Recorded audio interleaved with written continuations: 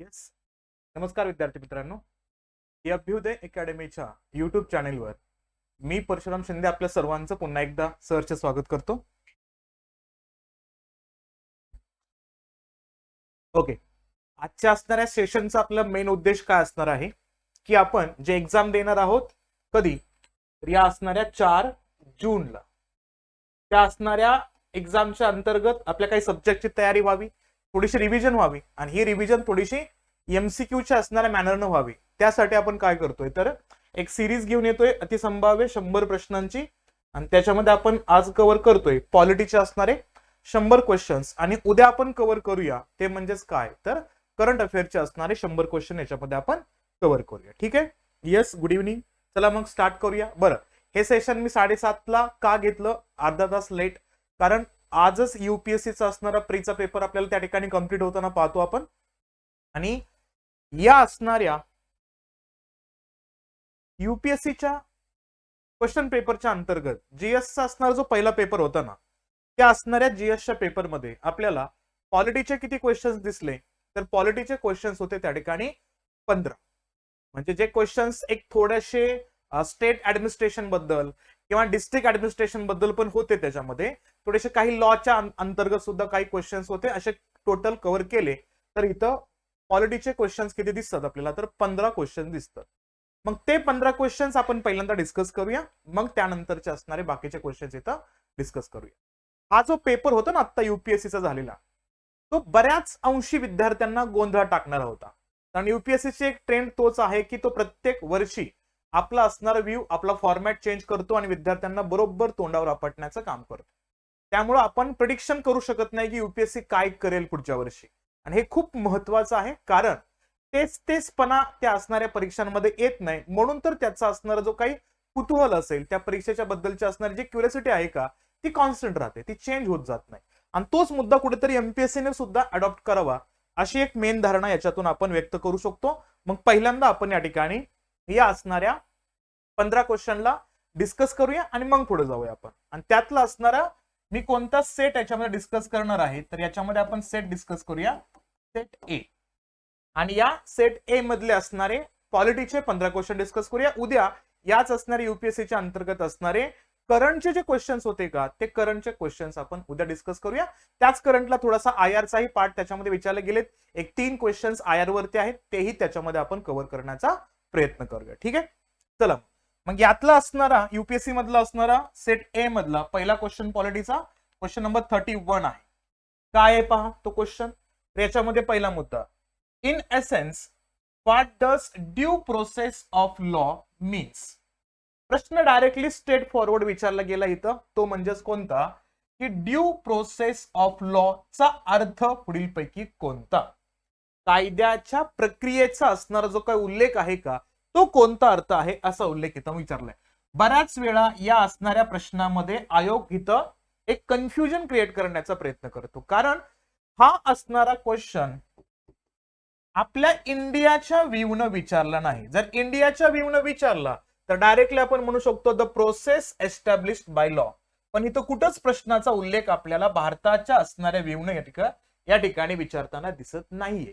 अशा कंडिशन मध्ये काय करणं अपेक्षित आहे आपल्याला तर याचा मूळ अर्थ जो आपण ड्यू प्रोसेस ऑफ लॉचा मुद्दा बघितला तर हा मुद्दा येतो कशाशी कनेक्टेड आहे तर तो ऍक्ट ऑफ लॉचा मुद्दा ज्यावेळेस वाचतो आपण कशाच्या अंतर्गत युएसएच्या अंतर्गत कॉन्स्टिट्यूशनचा मुद्दा बघत असताना जे मिनिंग बघतो कायदा आणि कायदा निर्माण करणारा कोण, त्या कायदा निर्माण करणाऱ्या असणाऱ्या संस्थे माध्यमातून कायद्याची योग्य प्रक्रिया महत्वाची असली पाहिजे, त्या अनुषंगाने हा मुद्दा येतो. आणि याच्यामध्ये इक्वॅलिटी बिफोर लॉ आणि इक्वल प्रोटेक्शन बाय लॉ हे दोन मुद्दे जे आपण आर्टिकल नंबर 14 मध्ये वाचतो ना, त्याच्यामध्ये इक्वॅलिटी बिफोर लॉचा मुद्दा बघतो आपण ब्रिटिशांचा, त्यामुळे हे विधान सुद्धा या ठिकाणी चुकीचं आहे. आणि दुसरा मुद्दा येतो इक्वल प्रोटेक्शन बाय लॉ, याचा उल्लेख जेव्हा बघतो ना आपण इथं तर तो संदर्भ येतो कोणाचा तर तो संदर्भ आहे युएसएचा. त्यामुळे विधान डी सुद्धा इथं चुकला, बी पण चुकलेला आहे. आता याच्यामध्ये कन्फ्युजन करणारे दोनच क्वेश्चन्स दिसतात, दोन ऑप्शन दिसतात, the principle of natural justice आणि फेअर ऍप्लिकेशन ऑफ लॉ. कायद्याच्या प्रक्रियेचा मुद्दा का महत्वाचा आहे अमेरिकेच्या राज्यघटनेच्या अनुषंगाने जेव्हा हा मुद्दा डिस्कस करतो तेव्हा याला का महत्व दिलं जातं, तर सगळ्यात महत्वाचा मुद्दा इथं लक्षात घ्यायचं, या असणाऱ्या दोन्ही ऑप्शन मध्ये जर पाहिलं तर नॅचरल जस्टिसचा उल्लेख केला तर परत तोच मुद्दा येतो. एक मुद्दा येतो कॉमन लॉ वरनं आणि दुसरा मुद्दा येतो या ठिकाणी नॅचरल लॉ वर. तर नॅचरल लॉ वरनं स्वतःची राज्यघटना तयार करणारा देश कोणता असा उल्लेख जर केला आपण त्या ठिकाणी उल्लेख आणतो युएसचा. आणि कॉमन लॉचा मुद्दा आणला तर आपण कोणत्या देशाचा उल्लेख करतो, ब्रिटिशांचा. तर मोस्ट प्रोबेबली आन्सर आपल्याला हेच वाटू शकेल की the principle of the natural justice, नैसर्गिक न्याय प्रस्थापित करण्यासाठीचा असणारा जो मूळ मुद्दा आहे का त्याचं तत्व ज्या ठिकाणी एक्सप्लेन केलं जातं तो मुद्दा असेल ड्यू प्रोसेस ऑफ लॉ. पण त्यालाच थोडासा इक्विव्हॅलंट वाटतो, तो म्हणजेच उत्तर कोणता, तर फेअर ऍप्लिकेशन ऑफ लॉ. जे त्याचं उपयोजन आहे का, ते उपयोजन, कायद्याचं उपयोजन योग्य पद्धतीनं झालं पाहिजे, म्हणूनच त्याला त्या कायद्याची प्रक्रिया योग्य असली पाहिजे, हा संदर्भ या ठिकाणी महत्वाचा असेल. आता इथं लक्षात घ्यायचं, ह्या खूप महत्वाचा मुद्दा येतो का आयोग याच्यावरती कोणते मुद्दे बरोबर देईल. पण इथं लक्षात घ्यायचं, याचं उत्तर असेल option number C. Most probably आयोग ए वरती पण फोकस करेल, मात्र जर जास्त व्हॅल्युएशनचा मुद्दा पाहिला तर आपल्याला या ठिकाणी त्याचं उपयोजन, कायद्याचं उपयोजन कशावरती असणार आहे त्यालाच मुद्दा आपण ज्युडिशियल रिव्ह्यूचा जोडतो. आणि हा मुद्दा बघत असताना आपण ज्युडिशियल रिव्ह्यू उल्लेख करतोय म्हणजे आपण कोणत्या देशाच्या मुद्द्यावरती जास्त फोकस करतोय, तर अमेरिकेच्या मुद्द्यावरती जास्त फोकस करतोय. त्यामुळे लक्षात घ्यायचं, याचं उत्तर असणार आहे फेअर ऍप्लिकेशन ऑफ लॉ. ए दिलं तरी ठीक आहे, पण याच्यावरती फायनल आन्सर आपल्याला युपीएससी देताना दिसेल, तर त्याच्यावरती आपण फोकस करूया. ठीक आहे, चला त्यानंतरचा क्वेश्चन नंबर बघूया. क्वेश्चन नंबर 32 चा रेफरन्स याच्यामध्ये काय येतोय, याच्यामध्ये बघा, कन्सिडर द फॉलोइंग स्टेटमेंट्स. त्यातला स्टेटमेंट फर्स्ट पहा. In India prisons are managed by state governments with their own rules and regulations for the day to day administration of prisons. मुळात इथं काय दिलेलं आहे की प्रत्यक्षात इथं कैद्यांचा आणि ज्या असणाऱ्या जेलचा रेफरन्स आहे का तो. आता का महत्वाचं आहे, कारण याच्यावरतीच आपण रिव्हिजन सेशन घेतलं होतं पॉलिटिक्सचं, त्याच्यामध्ये हा पॉईंट आपण कव्हर केलेला आहे ऑलरेडी. त्यामुळे लक्षात घ्यायचा, हा प्रश्न रिपीट होताना दिसतोय आपल्याला युपीएससीच्या अंतर्गत. तर हा मूळ मुद्दा स्टेट गव्हर्नमेंटच्या अंडर आहे का, तर येस, हा मूळ मुद्दा आपल्याला स्टेट गव्हर्नमेंटच्या अंतर्गत दिसतो. आणि हिथं डे टू डे ऍडमिनिस्ट्रेशन साठी हिथं या असणाऱ्या तुरुंगांची असणारी भूमिका, त्यांचं व्यवस्थापन करणं हे त्या असणाऱ्या राज्याच्या अंतर्गत आपल्याला हायलाइट होताना दिसतोय. त्यामुळे विधान 1 तर बरोबर आहे. विधान 2 पहा. In India prisons are govern by the prisons act 1894.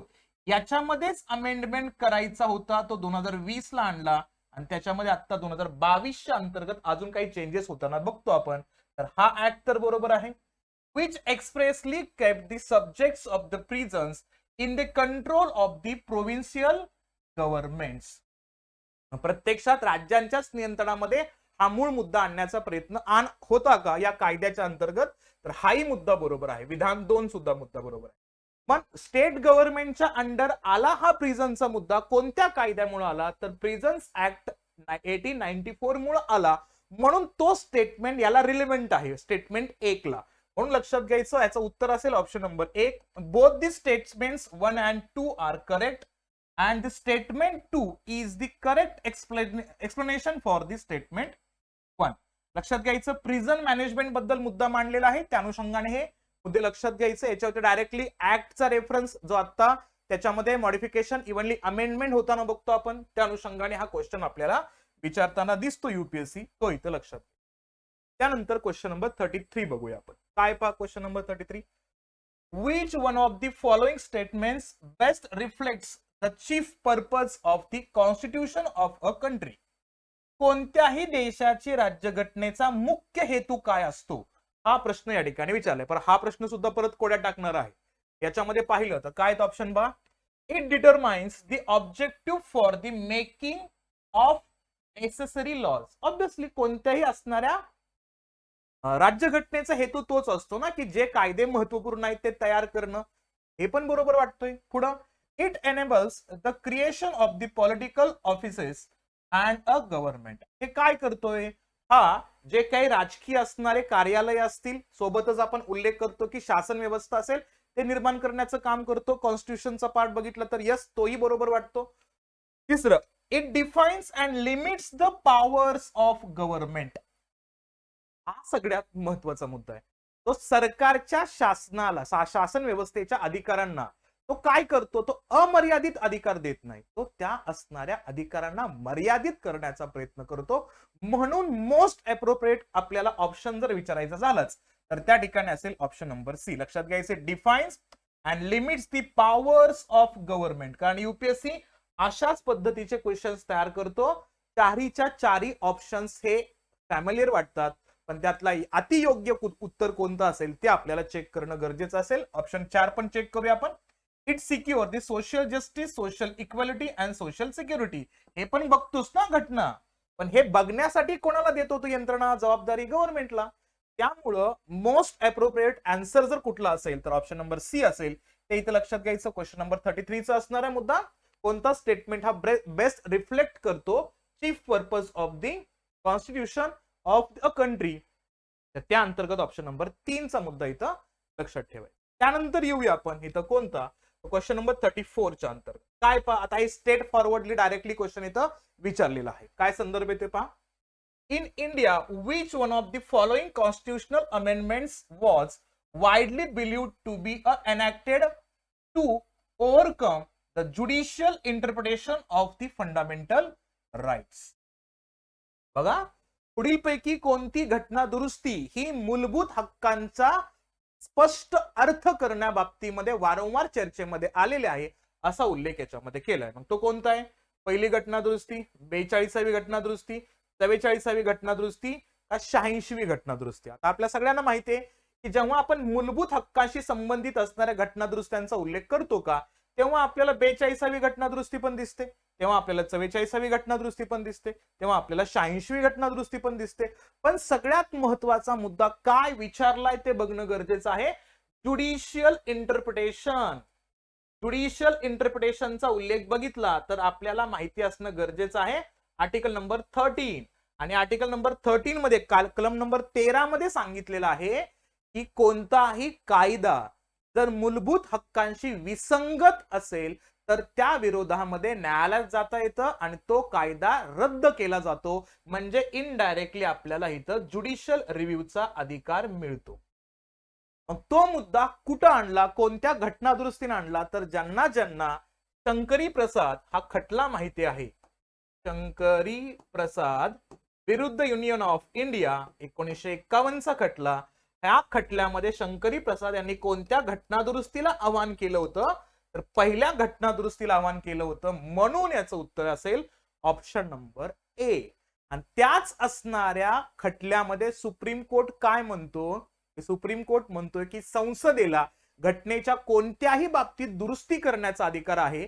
म्हणून तिथून तर वाद सुरू झाले ना. मग त्याच्यावरती संसद आपला मुद्दा मांडतो, मग सुप्रीम कोर्टाचा निर्णय परत चेंज होतो. मग त्यानंतर 1971च्या कालखंडामध्ये परत संसद काय करतो, 2 घटना दुरुस्ती आणतो, 24वी घटना दुरुस्ती, 25वी घटना दुरुस्ती, आणि त्याच्यावरती परत 1973चा असणारा केशवानंद भारती खटला येतो. म्हणून most judicial interpretation of the fundamental rights म्हटल्यानंतर आपल्याला लक्षात घ्यायचं option number A, first amendment आपल्याला लक्षात घ्यायचं 1951 चा. तो मुद्दा इथं लक्षात ठेवणं अपेक्षित असणार आहे. क्वेश्चन नंबर 34 याचा आन्सर असणार आहे ऑप्शन नंबर 1 चा मुद्दा, हे इथं लक्षात घ्या. चला क्वेश्चन नंबर 35 बघूया. Consider the following organisations or bodies in India. काय पहा, the national commissions for backward classes, the national commissions for human rights, the national law commission, the national consumer dispute redressal कमिशनचा मुद्दा. How many of the above are the constitutional bodies. यापैकी किती या घटनात्मक संस्था आहेत असा उल्लेख याच्यामध्ये केलेला आहे. मग कोणत्या घटनात्मक संस्थांचा उल्लेख करतो, जिथं फक्त घटनेत त्याचा संदर्भ दिलेला आहे. सरळ सरळ मुद्दा आहे. बॅकवर्ड क्लासेसचा उल्लेखच त्याच्यामध्ये फक्त दिसतो आपल्याला. याचा रेफरन्स बघितला तर आर्टिकल नंबर 338 चा मुद्दा बघतो. मात्र ह्युमन राईट्स असेल, लॉ कमिशन असेल, सोबतच कंझ्युमर डिस्प्युट्स रिडर्सल्स कमिशनचा उल्लेख केला तर हे सगळे नंतर निर्माण करण्यात आलेत आणि हे बिगर वैधानिक संस्था आहेत. हे सगळं आपण वाचलेलं आहे, त्यामुळे याच्यामध्ये जास्त विचार करायची आवश्यकता नाही. म्हणजे उत्तर काय असेल तर फक्त एकच संस्था ही काय असेल. आता युपीएससी क्वेश्चन कसे करतोय बा, एमपीएससी मध्ये क्वेश्चन्स कसे असतात, एक्झॅक्टली कोणते विधानं बरोबर आहेत असं विचारतोय. पण युपीएससी तसं विचारत नाही.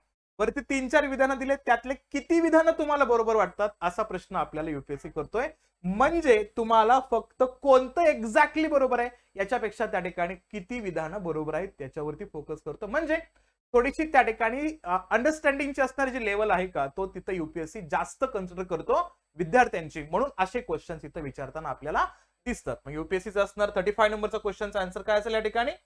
ऑप्शन नंबर 1, फक्त एकच असणारे विधान या ठिकाणी योग्य असेल, ते लक्षात घ्या. ठीक आहे, चला क्वेश्चन नंबर 36 चा उल्लेख याच्यामध्ये करूया आपण. काय रेफरन्स येतोय पहा इथं. Consider the following statements. काय पहा, if the elections of the president of India is declared void by the Supreme Court of India, all acts done by him or her in the performance of duties of his or her office of the president before the date of the decisions becomes invalid. लक्षात घ्या, जेव्हा काय केलं जातं या ठिकाणी, राष्ट्रपतीच्या इलेक्शनचा मुद्दा या ठिकाणी जर डिक्लेअर केला असेल की तो चुकीच्या पद्धतीने आहे किंवा तो योग्य नाही सुप्रीम कोर्टाच्या माध्यमातून, तर त्यांनी केलेले सगळे असणारे जे काही निर्णय आहेत का ते इनव्हॅलिड होतात का? काही संबंध नाही, हे चुकीचं आहे, लक्षात घ्यायचं. इथं मुद्दा पाहिला तर जोपर्यंत राष्ट्रपती पदावरती आहेत, म्हणजे पहिले 14 दिवसांचा असणारा जो निर्णय असतो ना, त्या 14 दिवसापर्यंत राष्ट्रपती जे निर्णय घेतात ते योग्यच असतात. त्यामुळे इथं लक्षात घ्यायचं विधान एक तर चुकीचं आहे. पुढं, elections for the post of the president of India can be postponed on the ground that the some legislative assemblies have been dissolved and elections are yet to take place. म्हणजे हे मुद्दा वारंवार चर्चेमध्ये आलायच ना, की एखाद्या असणाऱ्या राज्य विधिमंडळामध्ये तिथलं राज्य विधिमंडळ बरखास्त झालं असेल तर राष्ट्रपतीचे इलेक्शन घ्यायच्या का ते रद्द करायच्या किंवा त्या पुढे ढकलायच्या, तर त्याच्यावरती सगळ्यात महत्वाचा पहिला मुद्दा आला होता आपल्या चर्चेमध्ये 1974च्या इलेक्शनच्या वेळेस. आणि तेव्हाच आपण नियमावली पण तयार केली राष्ट्रपतीच्या असणाऱ्या कायद्याचा उल्लेख घेऊन. 1952च्या कायद्यामध्ये नियमावलीमध्ये नवीन तरतूद ऍड करून, ते म्हणजेच काय, राष्ट्रपतींच्या इलेक्शन्स ह्या त्याच कालावधीमध्ये होतील, त्या रद्द होणार नाही. म्हणून विधान 2 सुद्धा चुकीचं आहे. कारण या ठिकाणचा उल्लेख जर बघितला तर जवळपास 9 घटक राज्य बरखास्त झालेले होते. हाही मुद्दा महत्वाचा आहे. नंतर, when a bill is presented to the president of India, the constitution prescribes time limits within which he or she has to declare his or her assent. असं काय दिलंय का आपल्या राज्यघटनेमध्ये? कलम 111चा उल्लेख याच्यामध्ये दिलेला आहे. कशाचा? कलम 111. आपल्या राज्यघटनेमध्ये असं वक्तव्य केलंय का, एखादं असणारं केंद्राचं विधेयक जेव्हा राष्ट्रपतींकडे जातं, राज्याच्या विधेयकाचा उल्लेख केला की कलम 200 असेल, ते राष्ट्रपतींकडे जातं, तर किती कालावधीमध्ये राष्ट्रपतींनी त्याच्यावरती निर्णय घेणं आवश्यक आहे? हाही नाही दिला कालावधी. त्यामुळे विधान 3 सुद्धा चुकीचं आहे. उत्तर काय असेल क्वेश्चन नंबर 36 चं? तर none of the above are correct. कारण विच ऑफ दी स्टेटमेंट किंवा how many of the statements are correct असं दिलेलं आहे. एकही विधान यातलं बरोबर नाही, हे इथं लक्षात बघा. युपीएससी काय करतोय, युपीएससी तुमचं अंडरस्टँडिंग किती आहे त्याच्यावरतीच परत फोकस करतोय. घटनेशी संबंधित असणारे मुद्दे या ठिकाणी विचारण्याचा प्रयत्न करतोय, तो लक्षात घ्या. ठीक आहे, त्यानंतर पहा क्वेश्चन नंबर 37 चा रेफरन्स याच्यामध्ये बघूया. काय पहा, with reference to finance bill, okay, and money bill, वित्त विधेयक आणि सोबतच त्या ठिकाणी धन विधेयकाचा उल्लेख येतोय. इन द इंडियन पार्लमेंट, आता लक्षात घ्यायचं, वित्त विधेयकाचा मुद्दा म्हणजे कलम नंबर 117 आणि धन विधेयकाचा उल्लेख केला आपण त्या ठिकाणी तर कलम नंबर 109 आणि धन विधेयक ठरवण्याच्या बाबतीमध्ये असणारा मुद्दा 110च्या संदर्भामधले असणारे पाठ, हे दोन्ही कलम महत्वाचे आहेत, लक्षात ठेवायचे. विधान बघा, when the Lok Sabha transmits finance bill to the Rajya Sabha, it can amend or reject the bill. कोणता मुद्दा येतोय? लोकसभा जेव्हा ट्रान्समिट करतो फायनान्स बिल वित्त विधेयकाच्या बाबतीमध्ये, तेव्हा राज्यसभेत जातो, तेव्हा तो रिजेक्ट सुद्धा होऊ शकतो का? Yes, obviously. मुद्दा लक्षात घ्यायचं की तो त्या ठिकाणी जाऊन चेंज पण होऊ शकतो, कारण वित्त विधेयकामध्ये दोन्ही सभागृहाला महत्व दिलं जातं, पण धन विधेयकामध्ये असं होताना दिसत नाही. पुढे बघा, when the Lok Sabha transmit money bill to the Rajya Sabha, it cannot amend or reject the bills. It can only make the recommendations. Obviously 14 दिवसांचा असणारा कालखंड त्या राज्यसभेकडे असतो, त्यामुळे त्यांना त्या असणाऱ्या गोष्टी रद्द करता येत नाहीत, नाकारता येत नाहीत. हा, शिफारशी त्या देऊ शकतात. त्यामुळे विधान 2 पण बरोबर आहे. पुढे, In the case of the disagreement between the Lok Sabha and the Rajya Sabha, there is a no joint sitting for the money bill, but a joint sitting becomes necessary for the finance bill. यासाठीच तर मी लेक्चरच्या सुरुवातीलाच विधेयकाचा chart तयार करून देत असतो आणि त्या चार्ट मध्ये आपण सगळ्या गोष्टी एकदम क्लिअरली नोटिफाय केलेल्या आहे की काय असलं पाहिजे, कोणते मुद्दे महत्वाचे आहेत. त्यामुळे लक्षात घ्यायचं की या असणाऱ्या दृष्टिकोनातून पाहिलं तर वित्त विधेयकाच्या बाबतीमध्ये या ठिकाणी जॉईंट सिटिंगचा उल्लेख होतो का, सॉरी मनी बिलचा मुद्दा घेतला या ठिकाणी, धन विधेयकाच्या बाबतीमध्ये तर नाही होत, पण इथं फायनान्स बिलच्या बाबतीमध्ये होऊ शकतं का, वित्त विधेयकाच्या बाबतीमध्ये तर हो. जबाबदार शासन पद्धती आहे म्हणून तर वित्त विधेयकाचे दोन प्रकार म्हणतो आपण, वित्त विधेयक क्रमांक 1 आणि वित्त विधेयक क्रमांक 2. याच्या आर्टिकल वरती राज्यसेवेने प्रश्न विचारला होता प्रिलियमला, त्याच्या ऍप्लिकेशन वरती प्रश्न विचारला युपीएससी ने. लक्षात घ्यायचं वित्त विधेयक क्रमांक 1 जो असतो का तो वारंवार होणारा खर्च असतो आणि वित्त विधेयक क्रमांक 2 जो असतो ना तो असतो या ठिकाणी आकस्मिक होणारा खर्च. मग वारंवार होणाऱ्या खर्चामध्येच आपण बजेट मांडतो, पण जबाबदार शासन पद्धती स्वीकारल्यामुळं जर बजेट जेव्हा मांडतो का तेव्हा विरोधी पक्षाने एखादी दुरुस्ती सुचवली आणि ती जर स्पीकरनं मान्य केली तर सरकारला राजीनामा द्यावा लागतो. म्हणून सगळ्यात महत्वाचा मुद्दा या ठिकाणी येतो की तो वित्त विधेयक क्रमांक 1 मध्ये असताना सुद्धा त्याला सेपरेट काढला आपण धन विधेयकाच्या अंतर्गत, म्हणून तिथं जॉईंट मीटिंग होताना दिसून येत नाही, जॉईंट सेटिंग संयुक्त बैठक होताना दिसत नाही. त्यामुळे लक्षात घ्यायचं हे पण विधान बरोबर आहे. How many of the above statements are correct असा मुद्दा पाहिला तर ऑल ऑफ दी अबव याचा असणारा उल्लेख या ठिकाणी येतोय, तर 3च्या 3 स्टेटमेंट्स या ठिकाणी बरोबर असतील ते इथं लक्षात घेणं अपेक्षित असणार आहे. 37चं असणार उत्तर असेल ऑप्शन नंबर 3चा मुद्दा. All of 3 are the correct sentence असतील ते इथं लक्षात घ्यायचं आहे. ठीक आहे, चला पुढे क्वेश्चन नंबर 39चा मुद्दा याच्यामध्ये डिस्कस करूया. काय पहा 39चा मुद्दा, with reference to the scheduled areas in India consider the following statements. Scheduled एरियाचा उल्लेख केलाय तर आपला संदर्भ येतो परिशिष्ट 5 आणि परिशिष्ट 6चा असणारा मुद्दा याच्यामध्ये येणार आहे.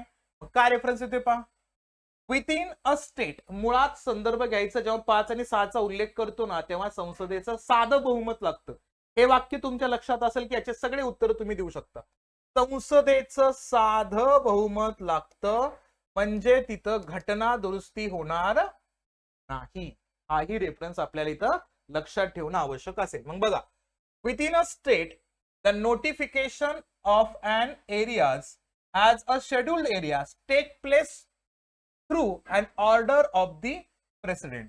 राष्ट्रपतींच्या असणाऱ्या निर्णयाच्याच आदेशाच्या अनुषंगाने तो भूमिका किंवा ते मुद्दे या ठिकाणी डिक्लेअर केले जातात का, तर यस, राष्ट्रपतींचाच अधिकार असतो.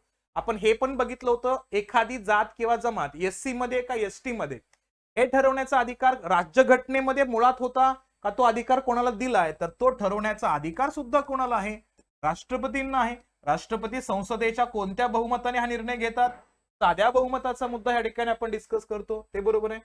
The largest administrative unit forming the scheduled areas is district and the lowest is the cluster of the villages is the block. लक्षात घ्यायचं फक्त डिस्ट्रिक्टचा उल्लेख येतो, या असणाऱ्या विलेजेसचा मुद्दा त्या ब्लॉकच्या अंतर्गत क्लिअरली केलेला नाही, म्हणून विधान 2 तर चुकीचं आहे. विधान 3 पहा, the chief ministers of the concerned states are required to submit the annual reports to the union home ministers on the administrations of the scheduled areas in the state. लक्षात घ्यायचं यासाठीच काय केलं जातं, तर इथं लक्षात घ्यायचं हा सीएमचा असणार जो संदर्भ आहे का तो मुळात गव्हर्नरचा आहे. गव्हर्नरची जबाबदारी असते त्या असणाऱ्या होम मिनिस्टरच्या अंतर्गत त्या ठिकाणी द्यायचं, म्हणून इथं सीएमचा उल्लेख नाही. हा पण आता लक्षात घ्यायचं जेव्हा जेव्हा आपण संपूर्ण भारताबद्दल बोलतो ना तेव्हा त्या ठिकाणी ब्लॉक मधल्या विलेजेसला आणि डिस्ट्रिक्टला दोघांनाही महत्व दिलं जातं, पण महाराष्ट्राबद्दल बोललं जातं तेव्हा फक्त डिस्ट्रिक्ट बद्दल बोललं जातं. त्यामुळे लक्षात घ्यायचंय थोडंसं विधान बघितलं तर विधान 2 हे बरोबर आहे, पण विधान 3चा मुद्दा चुकीचा आहे. इथं चीफ मिनिस्टर देत नाही,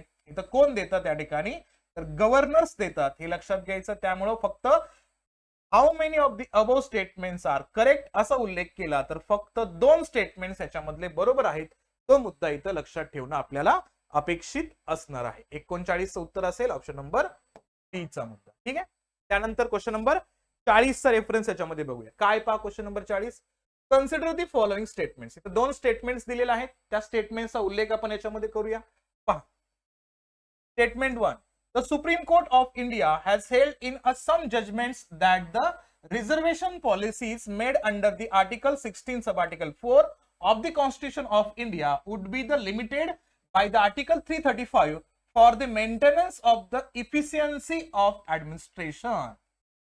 कारण रिझर्वेशन जे दिलं जातं का ते कार्यक्षमतेच्या संदर्भामध्ये योग्य पद्धतीने जज करता यावं या असणाऱ्या ऍडमिनिस्ट्रेशनच्या अंतर्गत, म्हणून त्याला लिमिट केलं जातं का, तर हो, कारण अमर्यादित स्वरूपामध्ये असणारं रिझर्वेशन दिलं जात नाही. त्यामुळे स्टेटमेंट 1 तर योग्य आहे, बरोबरच आहे. पुढे स्टेटमेंट 2 चा उल्लेख करूया आपण. Article 335 of the constitution of India defines the term efficiency of administration. तुम्हाला मी राज्यघटना शिकवत असताना वारंवार सांगत असतो की दोन आर्टिकल कायम लक्षात ठेवायचे. कोणते दोन आर्टिकल? आर्टिकल 366 आणि आर्टिकल 367.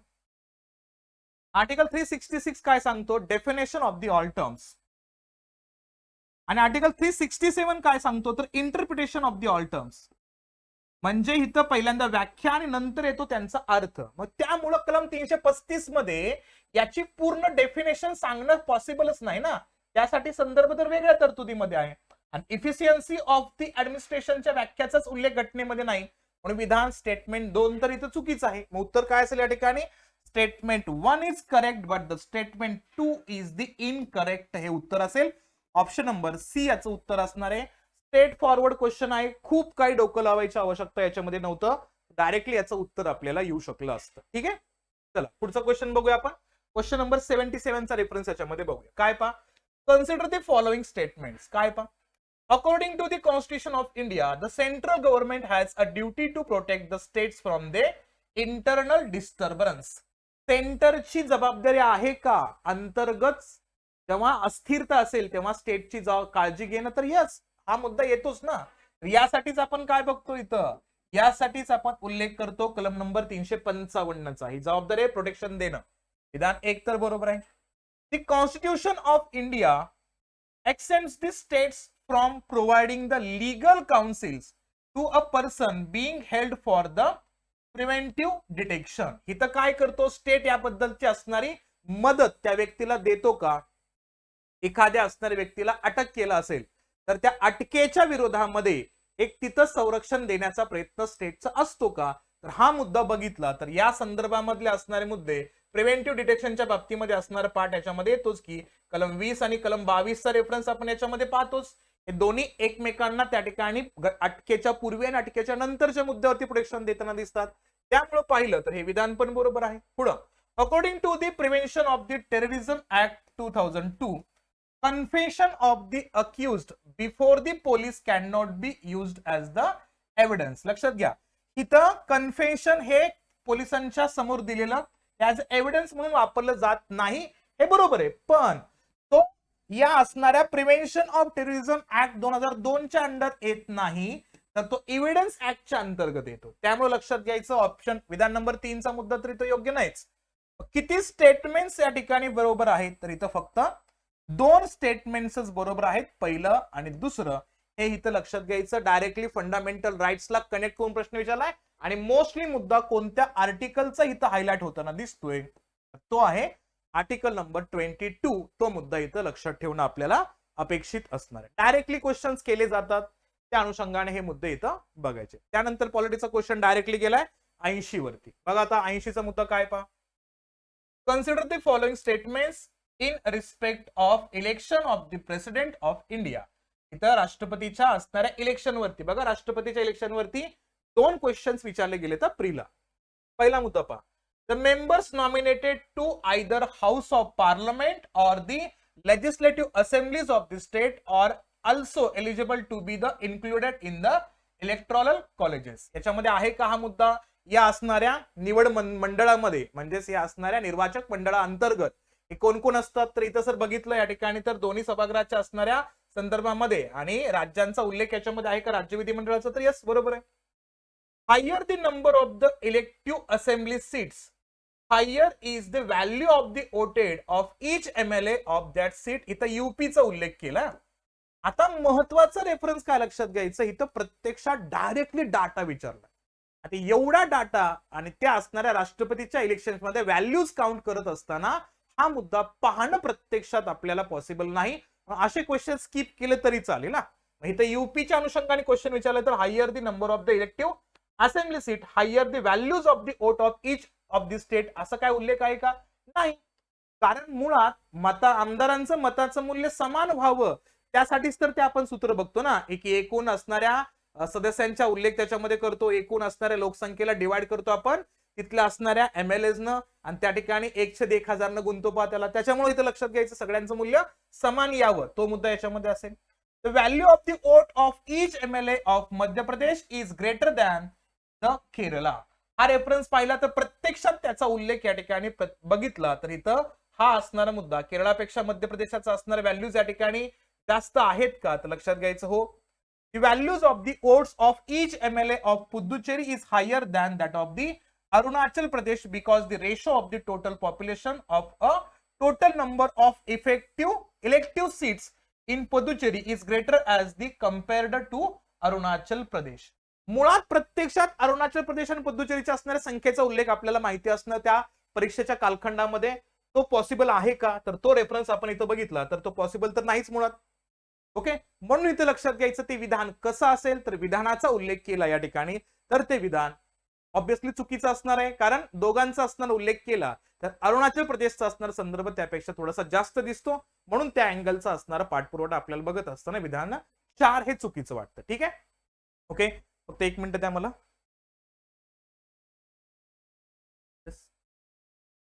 म्हणजे युपीएससी काय करतोय, तर युपीएससी इथं प्रत्यक्षात त्या असणाऱ्या गोष्टींना कधी फॅक्च्युअल डाटावरती फोकस करताना दिसतोय, कधी आपल्याला प्रत्यक्षात टू दी पॉइंट क्वेश्चन विचारताना दिसतोय, आणि कधी काय करतो युपीएससी तर तुमच्या कन्सेप्ट किती क्लिअर आहेत त्याच्यावरती आपल्याला क्वेश्चन विचारताना दिसतोय.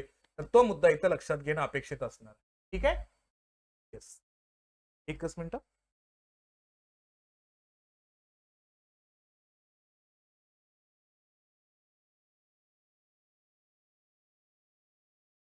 येस, चला शेअर करा बघू. आत्ताच असणारं सेशन आहे, जास्तीत जास्त विद्यार्थ्यांपर्यंत शेअर करा.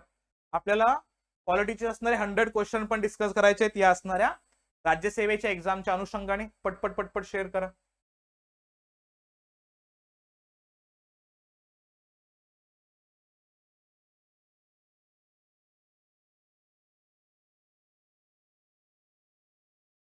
हा, त्यामुळे इथं बघितलं तर विधान फक्त काय दिसतात, इथं आपल्याला 2च विधान योग्य दिसतात, म्हणून उत्तर असेल only 2 sentences are statements are correct. त्यामुळे उत्तर असेल याचं, हा संदर्भ असेल 80 नंबरच्या क्वेश्चनचा उत्तर नंबर 2चा उल्लेख या ठिकाणी आपल्याला लक्षात येईल. त्यानंतर पहा क्वेश्चन नंबर 84 चा रेफरन्स याच्यामध्ये बघूया आपण. काय पहा, consider the following statements in respect of the national flag of India according to the flag code of India 2002. आपला जो काही ध्वजसंहिता आहे ना, त्या ध्वजसंहितेशी संबंधित आपल्याला प्रश्न विचारताना दिसतात, हे इथे लक्षात घ्या. बघा, one of the standard size of the national flag of India is the, या ठिकाणी देतोय 600 मिलीमीटर, तो 400 मिलीमीटरचा रेफरन्स याच्यामध्ये असेल. स्टेटमेंट 2 चा उल्लेख केला, the ratio of the length of the height width of the flag shall be 3:2. हा मूळ मुद्दा आपल्याला या 2002च्या संहितेमध्ये दिलाय, 3:2 प्रमाणात असावा. हा 600 मिलीमीटर तो 400 मिलीमीटरचा असणार रेफरन्स आपल्याला त्याच्या स्टेटमेंटमध्ये किंवा त्या असणाऱ्या फ्लॅग कोड मध्ये देताना दिसत नाही. त्यामुळे विधान 1 तर चुकीचं आहे, फक्त विधान 2 या ठिकाणी बरोबर असेल. To the point directly question विचारलाय, त्याचा रेशो किती असणार आहे, 3:2 च्या स्वरूपामध्ये. मग उत्तर काय असेल, statement 1 is incorrect and statement 2 is correct, म्हणून उत्तर असेल ऑप्शन नंबर डी चा रेफरन्स याच्यामध्ये बरोबर असणार आहे. क्वेश्चन नंबर 84 चा मुद्दा. चला क्वेश्चन नंबर 85 बघूया आपण इथं. Consider the following statements in respect of the constitutional day. Constitutional day या ठिकाणी घटनात्मक दिवसाचा उल्लेख या ठिकाणी करतोय आपण. तो दिवस कोणता, तर हा संदर्भ आपण बघत असताना काय लक्षात घ्यायचे पहा. The constitution day is celebrated on 26th of November every year to promote the constitutional values among the citizens. आपण 26 नोव्हेंबर 1949 ला जेव्हा घटना स्वीकारली तेव्हाच आपण त्याचा असणारा प्रमोट करण्यासाठीच कॉन्स्टिट्युशनल डेचा उल्लेख करतो आपण, प्रजासत्ताक दिनाचा संदर्भ म्हणून तो दिवस सेलिब्रेट करतो का, तर यस बरोबर आहे इथं. पुढं स्टेटमेंट सेकंड पहा. On 26 of November 1949 the constituent assembly of India set up a drafting committee under the chairmanship of doctor B R Ambedkar to prepare a draft commission of India. 26 November 1949 ला जर draft commission तयार केली तर पुढे अजून 2-3 वर्ष घेईल ना की प्रत्यक्षात घटना यायला. हे जेव्हा तो मुद्दा स्वीकारला तेव्हाचा मुद्दा येतोय, त्याच्यामुळे हे डॉक्टर बी आर आंबेडकरांच्या अंतर्गत बघितलं तर 29 ऑगस्ट 1947 ला असणारी ही मसुदा समिती स्थापन झाली होती यांच्या अध्यक्षतेमध्ये. त्यामुळं स्टेटमेंट 2 तर पूर्णपणे चुकीचं आहे. बघा किती स्ट्रेट फॉरवर्ड, एकदम सिंपल इझी लेवलना आपल्याला क्वेश्चन विचारताना दिसत आहेत. मग उत्तर असेल या ठिकाणी statement 1 is correct but this statement 2 is incorrect. Option number C या ठिकाणी बरोबर असणार आहे. क्वेश्चन नंबर 85 चा मुद्दा आणि याच असणार आहे युपीएससीच्या प्रीच्या क्वेश्चन अंतर्गत 91 नंबरचा क्वेश्चन आपण बघूया. काय पहा, with reference to home guards consider the following statement. होमगार्डशी संबंधित असणारे क्वेश्चन्स इथं विचारलेत बघा. Home guards are raised under the home guards act and rules of the central government या अंतर्गत येतो का, तर लक्षात घ्यायचं हा जो मूळ मुद्दा आहे का, तर तो ह्या असणाऱ्या होमगार्डच्या कायद्याअंतर्गत आणि सेंट्रल गव्हर्नमेंटच्या अंडर येतो का, तर यस येतो, बरोबर आहे. The home guard is to serve as and the auxiliary forces of the police in maintenance of the internal security to prevent the unnecessary activity चा उल्लेख आपण याच्यामध्ये करूया. मुळात ते पोलिसांच्या संरक्षणासाठी पोलिसांच्या सोबतच इथं प्रत्यक्षात या असणाऱ्या लॉ अँड ऑर्डरला मेंटेन करण्यासाठीच असतात. त्यामुळे विधान 2 पण बरोबर आहे. सोबत बघितलं to prevent the infiltrations international border coastal areas the border wing home guards the battalions have been raised in some states on many of the आता स्टेटमेंटचा उल्लेख याच्यामध्ये येतोय. बऱ्याच असणाऱ्या राज्यांमध्ये प्रत्यक्षात इंटरनॅशनल बॉर्डर सिक्युअर करत असताना कोस्टल एरिया असेल किंवा त्यासोबतचा असणारा बॉर्डर सिक्युरिटी फोर्सचा मुद्दा असेल तर तिथं सुद्धा होमगार्ड या ठिकाणी पार्टिसिपेट होत असतात का, तर हेही मुद्दे बरोबर आहेत. त्यामुळे लक्षात घ्यायचं किती स्टेटमेंट्स बरोबर आहेत, तर याच्यामध्ये 3च्या 3 स्टेटमेंट्स इथं बरोबर दिसतात. त्यामुळे उत्तर असेल ऑप्शन नंबर सी चा उल्लेख याच्यामध्ये करायचा होमगार्डच्या अंतर्गत.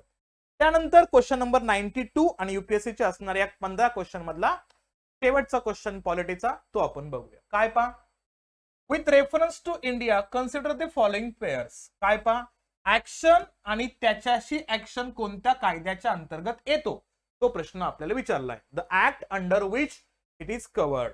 काय पहिला बघा, unauthorised wearing of police or military uniforms. हा असणारा मुद्दा कोणाच्या, ऑफिशियल सिक्रेट्स ऍक्ट 1923 याच्या अंतर्गत त्या ठिकाणी येतो का, तर यस तो त्याच कायद्याच्या अंतर्गत येतो. 1923 च्या असणाऱ्या unauthorised wearing of police and military युनिफॉर्म्सला रिस्ट्रिक्ट करण्यासाठी ऑफिशियल सिक्रेट्स ऍक्ट 1923 चा आहे. ऑप्शन 2 बघा, विधान 2. Knowingly misleading or otherwise the interfering with a police officers, military or officers when engaged in their duties. हा कशाच्या अंतर्गत येतो, जर त्या ठिकाणी प्रत्यक्षात त्यांना आपण इंटेन्शनली थांबवण्याचा प्रयत्न केला तर तो असणारा मुद्दा कशा अंतर्गत येतो, द इंडियन डिफेन्स ऍक्ट 1872. तर यस या कायद्याच्याच अंतर्गत त्याच्यावरती रिस्ट्रिक्शन्स आणले गेलेले आहेत. आणि celebratory gun fire which can endanger the person safety to others the arms amendment act 2019 च्या अंतर्गत येतो का, तर या दुरुस्तीचा संदर्भ याच्यामध्ये येतोय. त्यामुळे कायद्याचा स्ट्रेट फॉरवर्ड क्वेश्चन विचारलाय. त्यामुळे 3ही कायदे बरोबर आहेत. म्हणजेच इथं बघतो आपण all of the 3 pairs are the correctly matched. त्यामुळे याचं उत्तर असेल ऑप्शन नंबर सी. बघा युपीएससीचे 15 क्वेश्चन्स आयोगानं त्या अँगलनं टू दी पॉइंट विचारलेत, अंडरस्टँडिंग लेवल चेक करण्यासाठी विचारलेत, कंपॅरिझन वाईज विचारलेत, करंट अफेअर्सच्या मुद्द्याला त्या ठिकाणी अटॅच करून क्वेश्चन विचारताना दिसत आहेत.